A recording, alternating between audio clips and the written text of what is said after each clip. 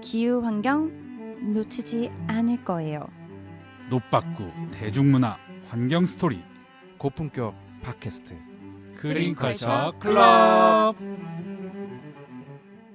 안녕하세요. 고품격 팟캐스트 그린컬처 클럽에 오신 여러분 환영합니다. 안녕하세요. 그린컬처 클럽 이선주입니다. 안녕하세요. 그린컬처 클럽의 최태영입니다. 네, 지난주에 제가 없는 와중에 아주 핫한 분이 오셨다 갔더라고요. 그러셨죠. 그래서 어떠셨나요? 얘기해야 돼요? 여기까지 하겠습니다. 네, 여기까지 하겠습니다. 잠깐만, 이거 나가는 거 아니죠? 얘기해야 돼요? 까지만 살려주시면 안 되나요? 네, 여기까지 하겠습니다까지만 살려주세요. 네? 네, 그래서 핫한 분이 오신 안 돼. 네, 그래서 핫한 분이 오셨던 만큼 댓글들도 되게 많이 있었는데요. 그 중에서 우선 태영쌤이 먼저 하나 소개 부탁드립니다. 네. 기노우님이 팟빵에서 아래와 같은 댓글을 남겼습니다. 꿀벌, 생물 다양성, 생태계, 그리고 기후변화는 다 얽혀있고 결국 인류의 공통체적인 노력이 절실하다고 이해했습니다. 그리고 이번에는 소재가 책이었지만 다른 때와 마찬가지로 흥미진진하게 이해해주셔서 감사합니다. 라고 썼네요. 네. 기노님 항상 팟빵에 댓글 남겨주시는데 다시 한 번 더 감사드리고요. 네, 그리고 유튜브에 혜진팡님께서 재밌을 것 같아요. 좀 어려운 부분도 있을 것 같지만 꼭 읽어보겠습니다. 라고 댓글 달아주셨습니다. 네, 그리고 오늘도 되게 재밌는 영화 이야기 할 예정인데요. 최근에 100만을 넘긴 핫한 영화죠. 네. 오늘 저희 셋이 같은 날 같은 영화를 보고 왔는데 정말 할 얘기가 너무 많아가지고 방송 광고 듣고 본 소식으로 이어가겠습니다. 안녕? 난 생물다양성 캠페이너 최태영. 이제부터 내가 벌이 사라지면 먹기 어려워지는 것들을 얘기해볼게.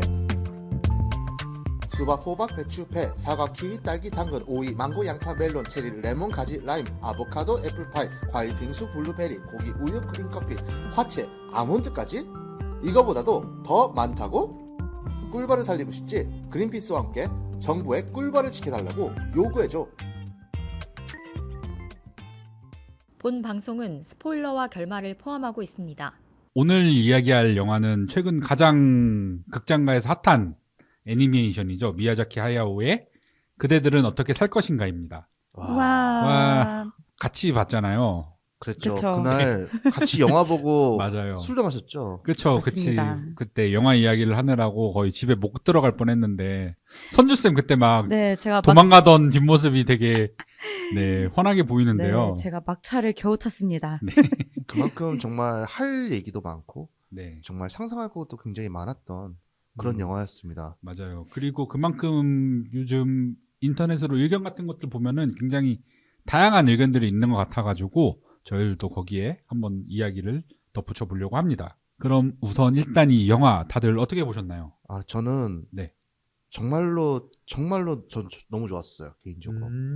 제가 이 영화가 이제 개봉하는데 홍보를 안 한다 그래가지고 우리나라에서 개봉을 할지 안 할지 몰라서 저 일본 갈까 생각했었는데 그러다 다행히도 일본 개봉하고 한 3달 지나고 나서 나와서 네. 너무나 정말 감사했다라는 생각이 드는데 이게 미야자키 하야오의 거의 전반의 삶을 다 이제 그려 녹아내면서 그러면서 이제 그대들 어떻게 살 것인가라는 원작 소설을 모티브로 가져왔는데 네. 근데 원작 소설의 내용이랑은 완전히 다르지만 네. 근데 네. 주제라든지 메시지는 상당히 일맥상통하는 것 같아요. 그래가지고 사실들을 다루지만 사실이 아닌 것들 그런 상상인 것들을 마음껏 보면서 또 그러면서 미야자키 하야오의 삶에 대해서도 좀 많이 생각을 해볼 수 있었던 것 같습니다.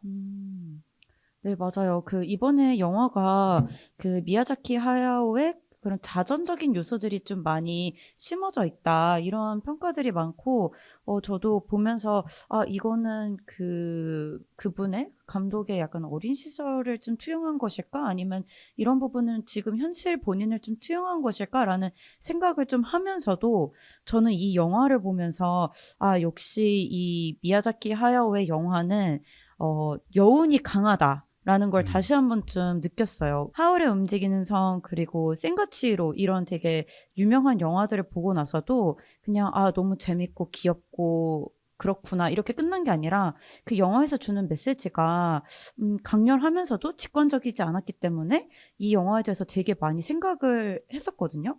근데 저는 그대들 어떻게 살 것인가는 사실 제목부터가 굉장히 많은 생각을 하게 하잖아요. 어떻게 살 것인가. 약간 이런 삶에 대한 메시지가 있는 영화인가? 라는 생각을 좀 하고 기대를 하고 봤는데 역시나 마지막에 똑같은 질문을 하게 되긴 했어요. 그래서 어떻게 살 것인가에 대한 생각을 이 영화를 통해서 좀 감독이 어떤 메시지를 전하려고 했던가에 대해서 되게 많이 고민을 했었던 영화였습니다.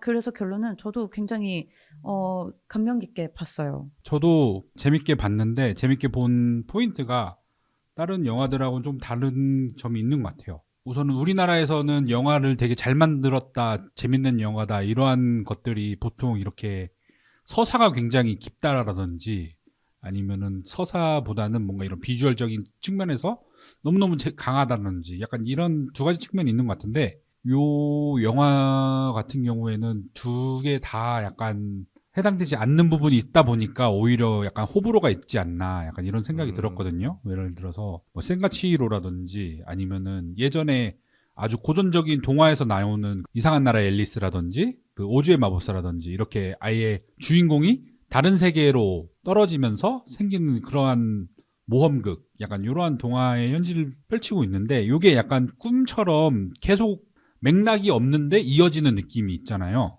그죠. 네.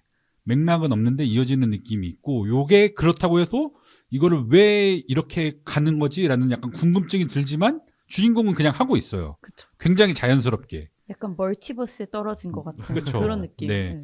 굉장히 누가 봐도 이상한 외가리가 있고 앵무새가 있고 갑자기 산실이 나오고 그렇지만 주인공은 굉장히 자연스럽게 받아들인단 말이에요. 이렇게 점프하고 있지만 그 내에서 굉장히 이야기가 흘러가고 있는 부분이 꿈이랑 약간 비슷하다는 느낌이 많이 들었었고 이러한 부분 때문에 약간 난해하다라고 생각하시는 분들이 좀 많은 것 같다라는 생각이 들었습니다. 개인적으로는 조금 다른 의견이 있어요. 그러니까 저도 개인적으로 센과치히로 굉장히 사랑하고 많이 봤는데 네.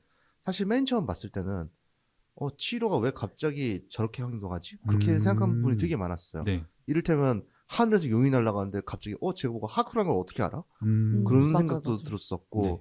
그런 식으로 점프하는 것들이 되게 많았었는데 그럼에도 불구하고 계속 보게 되고 반복적으로 너무 즐겁게 보게 되는 게 있었어요. 근데 이제 이번 영화 같은 경우에도 전개는 비슷한데 네. 근데 뭔가 표현들이 좀 그로테스크하다, 아, 기괴하다 그쵸. 그런 게 더 셌던 것 같아요. 특히 영화 보신 분들은 아시겠지만 처음에 외가리가 나타날 때는 되게 신비하고 무슨 일이 벌어질까 했는데 외가리가 이제 아가리를 열자마자 순간 그쵸. 뭐야? 깜짝 놀라게 되는 맞아요. 그런 게 있어서 거의 호러. 그쵸. 거의 이거는 스포일러 포함된 팟캐스트니까. 네, 그럼 편하게 얘기하겠습니다. 네, 편하게 얘기하면 됩니다. 특히나 이제 입을 여니까 그 안에 막 눈이 있어가지고 막 아저씨 같은 애가 막 나와가지고 막 하고 맞아요. 네, 그리고 이 세계로 갔는데도 막 거기 모든 새들이 막 펠리칸이든 앵무새든 걔네들이 전부 다 주인공 잡아먹으려고 그러고 맞아요. 그래서 막 그래서 이전처럼 귀엽고 예쁘게 딱 판타지가 시작되는 게 아니라 뭔가 기괴하게 시작이 되다 보니까 네.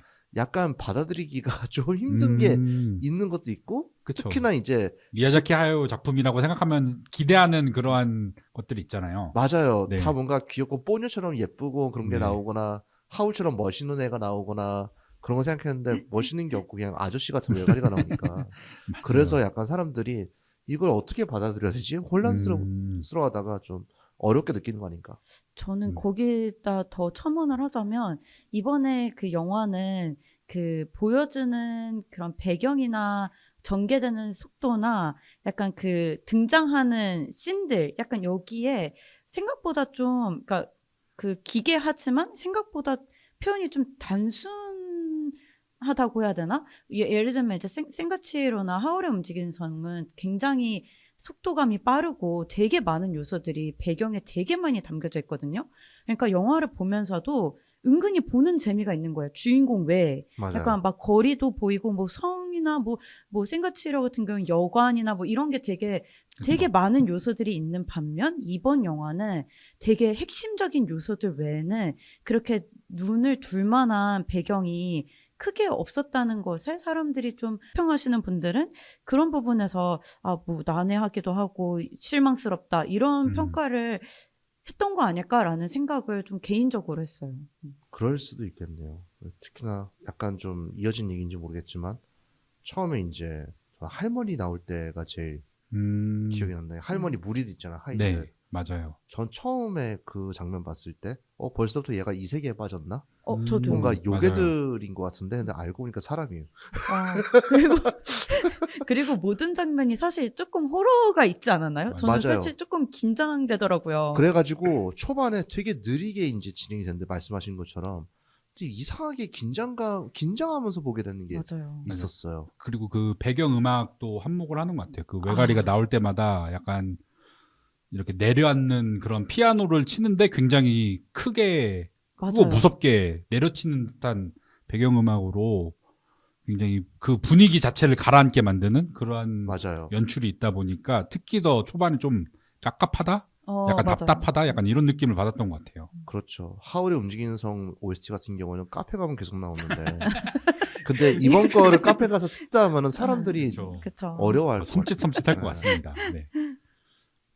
아까 막 자전적 얘기다 이런 얘기도 하셨는데 실제로 많은 분들이 그렇게 느끼신 것 같아요. 왜냐면은 영화의 어린 소년이었던 마히토 실제로 미야자키 하야오의 어린 시절을 투영한 거다라는 이야기도 하고 그리고 이 마히토의 큰할아버지인 이 돌의 주인도 지금의 미야자키 하야오를 투영한 거다. 이런 식의 결말을 해석하시는 분들도 굉장히 많이 있으시더라고요. 맞아요. 한스쌤 말씀하신 것처럼 이게 약간 자전적인 스토리가 되게 많이 들어간다 하면서 저도 좀 찾아봤는데, 이 그대들 어떻게 살 것인가라는 책이 있더라고요. 그리고 영화에서도 이 책을 읽는 주인공의 장면이 되게 인상적으로 나오는데, 미야자키 하야오가 이 책을 읽었다죠?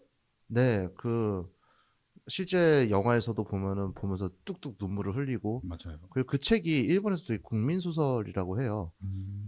저도 이제 그 책을 읽고서 가서 영화를 봤는데 영화 속에 그 사파 들어가지 않습니까? 네. 그게 그 당시 사파였나 봐요. 제가 본 책에도 똑같은 사파가 있었거든요. 그래가지고 이 책이 또 보니까 이게 1937년에 나왔습니다. 일본이 중일 전쟁 일으킬 때 그때 나온 거였고 그 당시에 이제 일본 내에서 군국주의 바람이 심하게 불기 시작했고 애들끼리도 막 좀 가난하거나 혹은 좀 공부 못하거나 그런 애들 있으면 너 같은 애들이 있으면 전쟁 지는 거야 하면서 괴롭히는 그런 일진 문화도 이제 시작이 되고 근데 그런 거를 오히려 부추기는 사회 분위기가 있고 그래서 그거를 본 이제 원작자가 요시노 겐자부로 님이 이제 그거를 보시고 굉장히 이건 안 된다. 인본주의는 지켜줘야 된다. 그렇게 생각을 해서 그 출판사에 있는 그런 되게 선배인 분이랑 같이 어떻게 만들기 시작했대요. 그래서 잡지에 원래 연재하던 거를 책으로 엮어서 냈는데 이제 그 책 내용 보면은 되게 간단해요.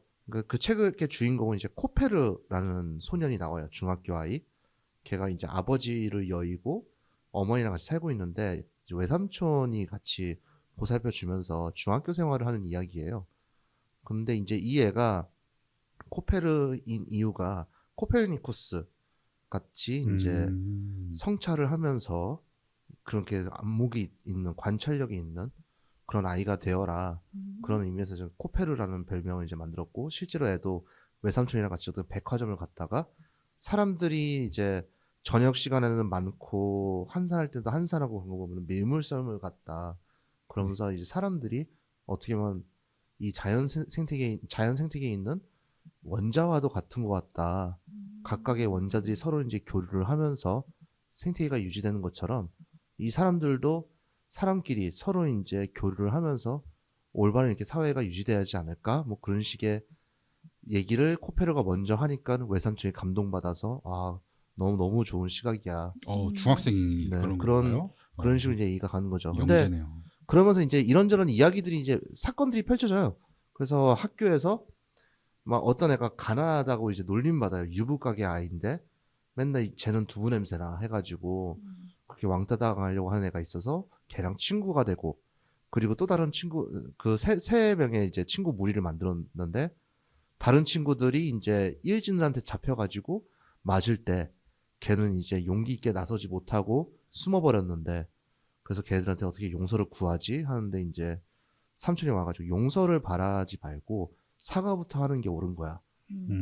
용서를 안 받다 하더라도 그건 어쩔 수 없는 거지만 너가 여기서 사과조차도 안 하면은 너는 용기가 없는 사람이 되는 거야. 그렇게 해가지고 힘겹게 사과를 하고 용서받고 뭐 그런 이야기들이에요.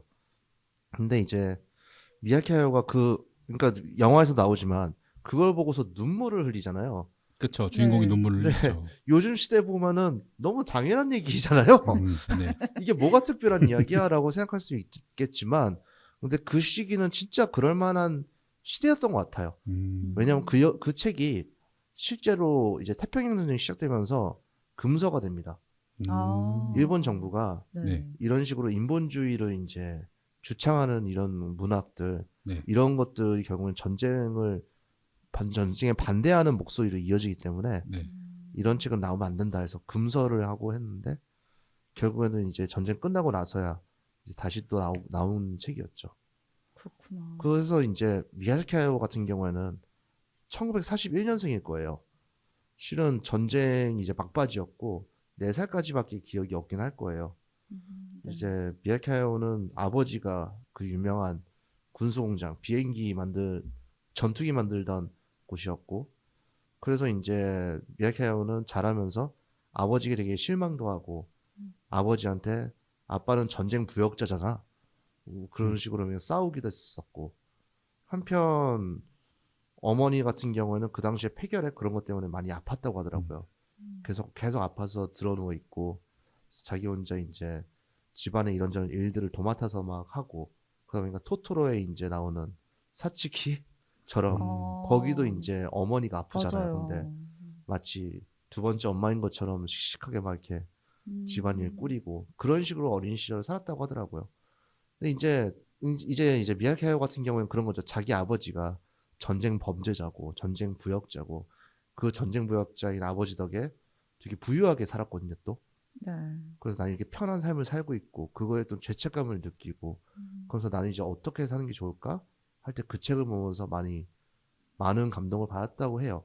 근데 지금 쭉 말씀드린 내용이 이 만화의 많은 요소들이랑 겹치는 것 같지 않나요? 네, 맞아요. 계속 그 영화가 떠오르네요. 그 스토리 전개도 비슷한 것 같고. 네, 그래서 이게 원작 소설이랑 내용은 당연한 맛이면 다 틀려요. 아까 네, 말씀드렸다시피 여기서 무슨 뭐 펠리칸이 나와가지고 막 던지고 뭐하고, 그런데 이제 그렇게 상관없는 얘기인데도 메시지라든지 내용들이 다 이제 동일한 거죠. 그렇죠. 결국에는 미야자키 하야오도 어렸을 때 그런 아버지와의 그런 갈등이 있었지만 결국에는 이제 다 풀어 나갔었고, 특히 제일 좀 짠했던 이야기가, 이건 소문이지만 바람이 분다 이제 만들 때, 바람이 분다가 이제 제로센 제작자 이야기잖아요.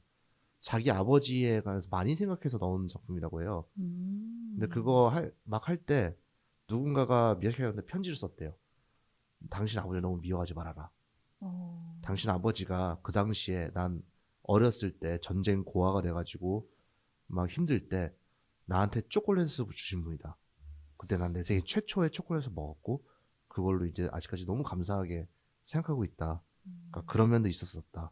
그런 식으로 이제 말한 적도 있었다고 해요. 네. 그래서 뭔가 이게 싫어하는 성인이었지만 결국엔 또 받아들이게 되는 그런 과정이 있어. 그러면서 이제 그분도 뭔가 지켜야 할 가치와 그리고 이제 좀 피해야 할 악의에 있는 것들이랑 그런 가치는 구분을 하되 사람은 또 어떻게인가 밸런스를 맞춰가면서 네. 같이 또 공존할 수 있는가, 그런 것들을 좀 터득해 나간 것 같아요. 그러니까 지금 태영쌤 얘기를 듣고 보니까 이게 약간 아까 그 1937년에 발간된 책이라고 하셨잖아요. 그대들 어떻게 살 것인가라는 책이. 그러니까 이 책을 보고서 이제 미야자키 하야오가 이제 2023년에 다 본인이 생각하는 그대들은 어떻게 살 것인가를 애니메이션으로 약간 표현한 그런 영화라는 생각도 드네요. 네, 그리고 무엇보다 개인적으로는 왜 이제 그 얘기를 하는가도 되게 중요한 부분인 것 같아요. 그래서 실은 미야자키 하야오가 일본의 이제 아베 총리, 돌아가신 아베 총리랑 그렇게 각을 많이 세웠던 걸로 유명해요. 특히 이제 아베 총리가 이제 다시 자위군을 다시 좀 일으키려고도 시도를 했었고, 개발도 하고 뭐하고 그런 것들 보면서 맨날 이제 미야자키 하야오가 뭐 아베 총리가 이제 뭐 아베가 이제 총리가 됐다. 괜찮다. 어차피 다음 선거에서 쟤 떨어뜨리면 된다. 좀 하면서 계속 대놓고 이제 싸우기도 했었고, 그리고 무엇보다도 최근에 이제 젊은이들이 너무 핸드폰 그리고 기술, 새로운 기술에만 빠지는 거에 굉장히 많이 우려감을 표했었죠. 최근에는 일본이 무슨 뭐 세계 최고의 무슨 기술 강국이 돼야 된다 그런 거에 난 반대한다. 일본인은 일본인들처럼 그냥 농사 짓고 그냥 조용히 살았으면 좋겠다. 그렇게까지 말을 할 정도로 되게 쓴소리를 많이 하셨어요. 그래서 지금 이 세태가 굉장히 두렵다고 느끼시는 것 같았어요. 지금 특히나 일본도 우경화가 되게 심하잖아요. 네, 그쵸. 점점 전 세계가 자국 중심주의로 빠지고 있고 서로 이제 총칼을 이제 겨누려고 하고 있고 실제로 전쟁도 지금 2개나 큰 게 지금 벌어지고 있고 그쵸.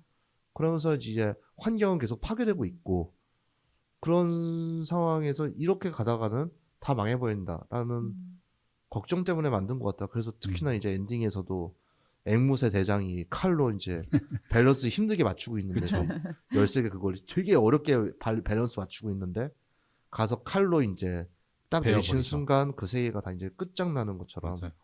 그렇게 되는 지금 파괴의 공멸의 미래로 지금 나아가고 있는 것 같다라는 경고장을 날린 걸로 봅니다. 저는. 저는 이 영화를 보면서 그 감독이 주려는 메시지가 파괴의 메시지보다 저는 좀 성장의 메시지가 더 크게 와닿았어요. 아 그렇게 볼 수도 있죠. 네, 왜냐면 이게 약간 그 탑을 어떻게 바라보냐에 따라서 되게 달랐던 것 같은데, 그런 그 탑 안에서 있는 그 지금 현실과는 다른 세계가 무너짐으로써 약간 다시 현실로 다시 온 거잖아요. 그렇죠. 근데 현실로 돌아왔었을 때는 그 주인공이 그 탑 안에서 있었던 그 많은 일들을 이제 겪으면서 굉장히 성장했을 거란 말이죠. 그 모습만 보면은 약간 영화의 메시지가 많은 요소들을 보여주면서 절대적인 선도 없고 절대적인 악도 없다.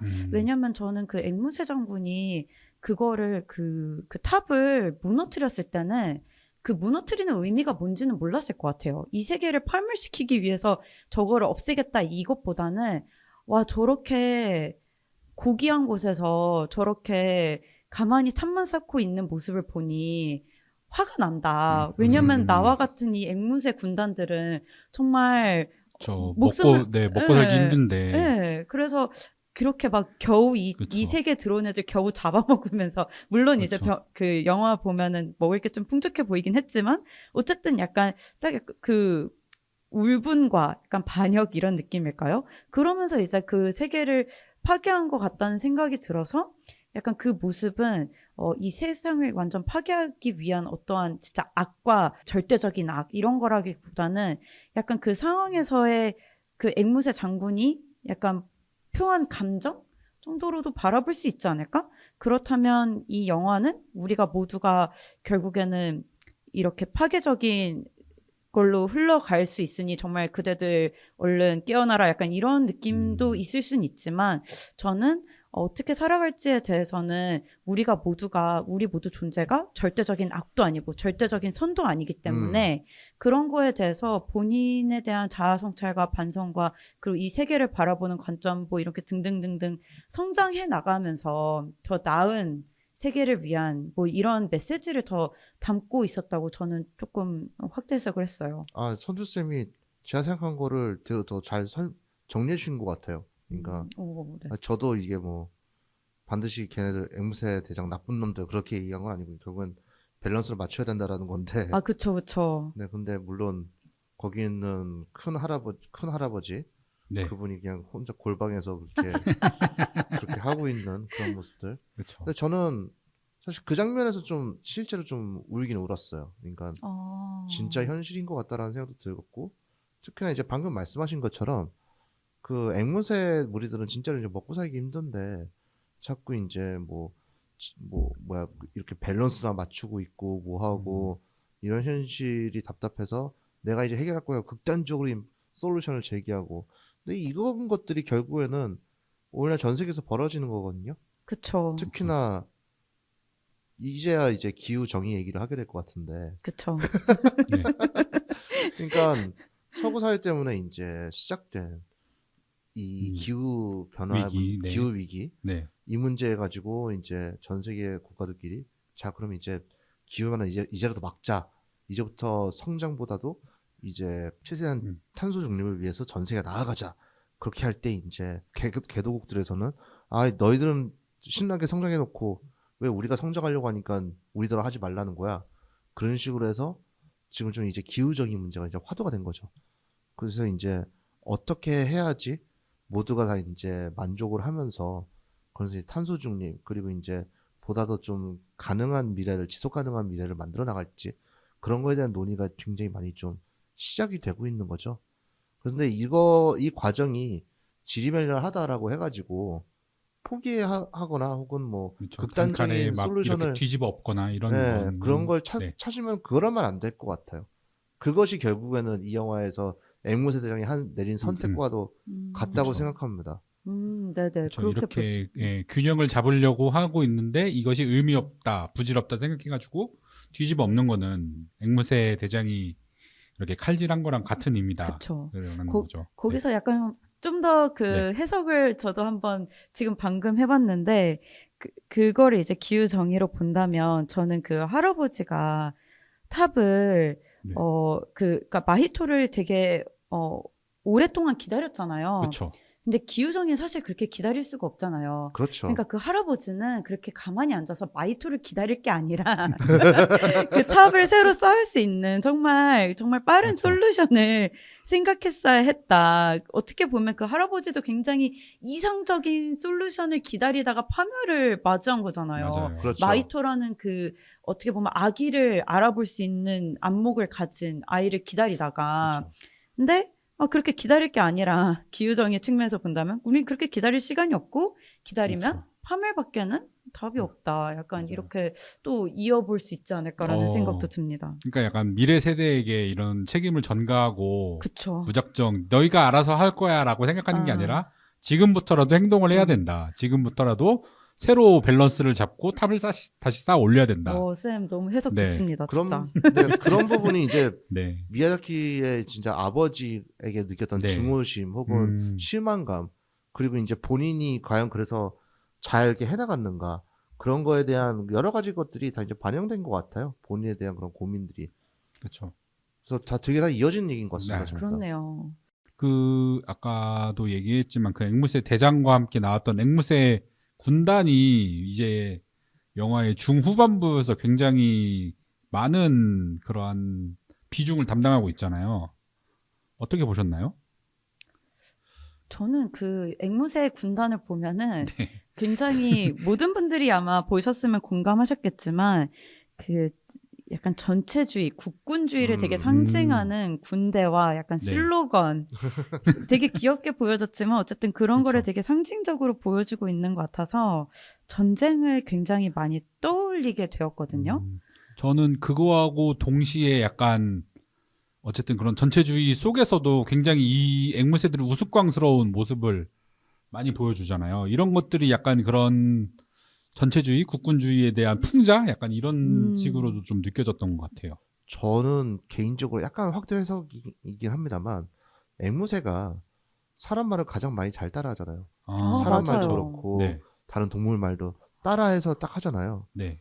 이런 식으로 얘네들이 그러니까 사람 흉내를 내고 사람 흉내 내는 것뿐 아니라 다른 존재의 그 흉내를 내고 그렇죠. 그러면서 이 전체주의에 흘러가서 다른 존재의 그렇죠. 그런 것들을 배웠다. 다 배우고 흉내내고 그렇게 일괄적으로 가는 그런 네. 사람들의 그런 특성을 약간 풍자한 것 같다라는 생각도 들었고 반면에 이제 펠리칸 같은 경우에는 다 그 큰 아가리로 다 먹어치우는 그런 펠리칸들 다 먹다 보니까 결국에는 먹을 수 있는 게 와라와라인가 걔네들밖에 없어가지고 맞아요. 그거에만 의존해야 되는 생태계의 균형이 완전히 파괴돼 버린 그런 것도 보여준 것 그렇죠. 같고 그래서 저는 그래서 앵무새 파트가 되게 이제 그냥 지금 현재에 그냥 흘러가는 대로 살아가는 그런 사람들의 모습을 담은 것 같다. 그래서 그런 모습을 보면서 너무 상대방이 흘러가지 말고 너의 길을 걸어라. 약간 그런 걸 말하고 싶었던 또 그 미야키 하야오의 그런 정신이 들어간 거 아닌가라는 생각도 들었어요. 그 앵무새 대한 해석, 그 사람 말을 잘 따라하는 그런 부분에 대한 태용쌤의 해석이 너무 흥미로웠어요. 그렇게 다시 볼 수 있다는 거를 좀 깨달으면서 저는 아까 그 말씀드린 대로 전쟁이 많이 떠올랐다고 했잖아요. 근데 최근에 또 하마스랑 이스라엘 전쟁이 발발했고 거기에 지금 굉장히 많은 무고한 사람들이 피해를 보고 희생당하고 있는데 저는 사실 전쟁이 이렇게 또 발발하리라고 생각도 못했고 모두 그렇죠. 그쵸. 그리고 지난번 그러니까 2022년에 발발한 우크라이나 러시아 전쟁도 정말 충격적이었거든요. 이 그렇죠. 시대에 이런 큰 전쟁이 이렇게 파괴적으로 일어날 수가 있다는 것에 좀 저뿐만이 아니라 많은 분들이 충격을 받았을 것 같아요. 특히 이번 영화 보면서 미야자키 하야오는 아까 저희가 말한 대로 그 굉장히 어렸던 시절이었지만 그래도 전쟁을 겪고 아버지가 이제 전쟁 산업에 가담했던 그런 그 백그라운드가 있는데 사실 저희는 그러니까 우리나라는 분단 국가이기 때문에 쌤들은 이제 군대를 의무 복무를 하셔야겠고 막 이런 건 있지만 그렇다고 해서 우리가 정말 전쟁을 우리의 살면서의 전쟁을 느껴봤던 적이 있었던가?라는 질문에 저는 사실 없거든요. 그렇다 보니까 지금 현실에서 일어나고 있는 전쟁들이 더 약간 굉장히 충격적으로 다가오고 있는데 그린피스에서도 사실 이 굉장히 평화를 모토로 하고 있는 단체잖아요. 저희가 전쟁 상황이나 이런 데 직접적으로 들어가는 그런 단체는 아니지만 우크라이나 러시아 전쟁 관련해서는 되게 많은 캠페인 워크를 하고 있거든요. 그 예시 중에 하나가 우크라이나가 지금 전쟁으로 되게 많은 부분들이 파괴가 되었잖아요. 근데 그 파괴되는 양상들이 그 러시아군의 그 전술이라고 해야 될까요? 그러니까 우크라이나를 파괴시키는 전술 중에 하나를 대형 발전원들을 이렇게 그 전략적으로 거기를 공격을 하는 거죠. 맞아요. 최근에도 뉴스가 하나 나왔는데 원전에 대한 폭격을 좀 해가지고 그 주변에 이제 그 큰 사고로 이어지진 않았지만 뭐 창문의 유리창이 다 깨질 만큼 강한 충격이긴 했다. 그래서 뭐 방사선 센서 같은 게 좀 고장나는 그런 뭐 정황들이 있었다고 해요. 근데 이런 식으로 전술이 좀 그 상대 나라를 완전히 고립시키고 전력 같은 걸 다 끊어버리면서 그 주변의 주민들이나 사람들의 약간 생활을 정상적으로 못하게 하게끔 그래서 이 전쟁을 굉장히 비참하게 이렇게 끌고 가려는 좀 전략들이 보이는데 실제로 그 발전소 같은 것들은 국가 중요시설로 맞아요.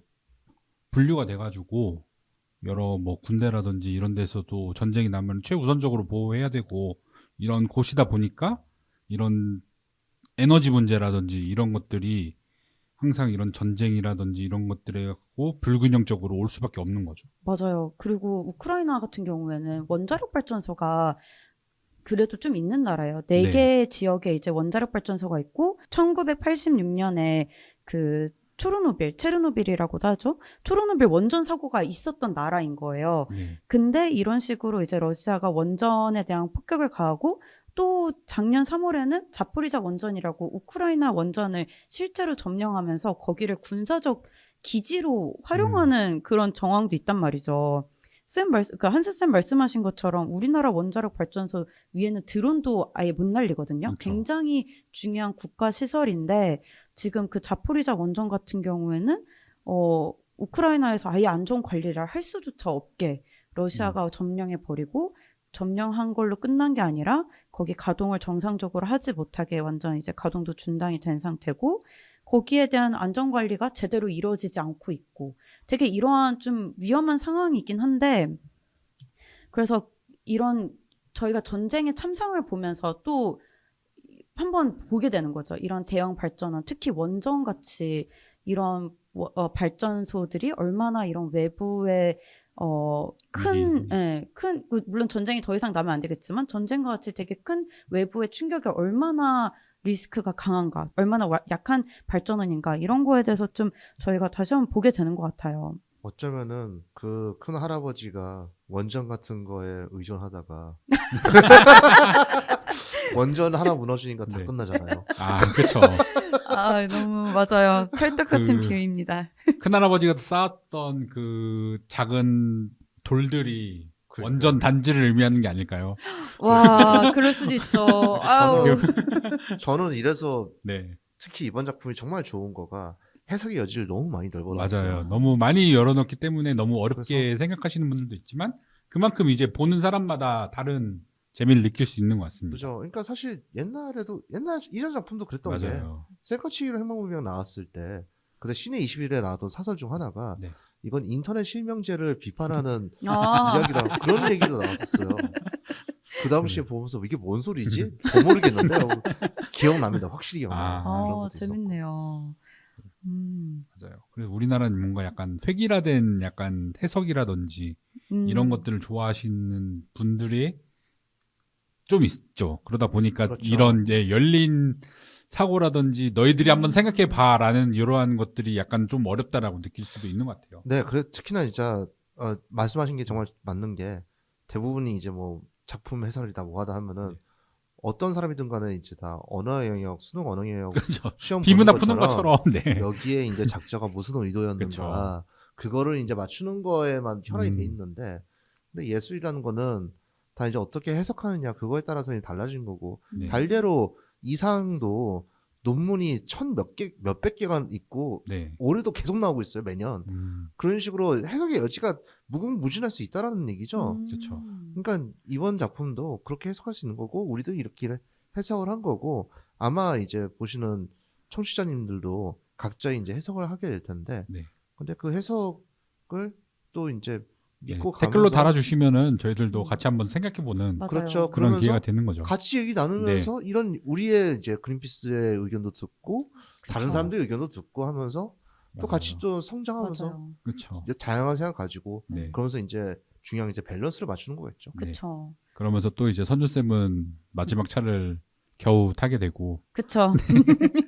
사실 지금 아직 영화 얘기 한참 남았는데도 네. 솔직히 새엄마 얘기도 하고 싶고 막 아, 맞아요. 네, 좀 할 얘기가 네. 너무 많은 이야기. 네. 할 얘기가 너무 많은데 지금 앞에 PD님의 표정이 그렇게 좋지 않은 것 같아가지고. 저희가 이제 그린피스고 네. 그린피스 채널을 통해서 이제 환경에 관한 포인트들을 좀 아주 간략하게만 이제 좀 생각나는 것들을 한번 좀 짚어보긴 했는데 근데 개인적으로는 가장 중요한 건 그거 같습니다. 그러니까 지금 친환경으로 가는 길 그거에 있어서 많은 챌린지들이 있잖아요. 그렇죠. 그런 것들에 무너지지 말고 너의 길을 걸어라. 그리고 그러니까 친환경이 아닌 다른 목소리를 낸다고 해서 미워하거나 증오하거나 하지 말고 다 같이 이제 공존할 수 있는 길을 찾아보자. 그런 메시지를 저는 좀 느꼈습니다. 사실 맨 마지막에 이제 탑이 다 무너지고 나서 앵무새 대장이 귀여운 앵무새가 되고 네. 그 펠리칸도 나오고 모든 맞아요. 애들이 다 나와가지고 다시 걸어갈 때 너무 예쁘고 그쵸. 너무 아름답고 마음도 너무 평안해지고 음. 그런 미래를 만들어야 되는 거거든요. 그러니까 네, 다 같이 이제 좀 의견 계속 얘기 나누면서 계속 좀 우리의 길을 나아가야 할 길을 계속 걸을 수 있으면 좋을 것 같습니다. 저희 방송 광고 듣고 마무리하도록 하겠습니다. 그린피스 자원봉사를 만나고 자원봉사가 재밌어졌다.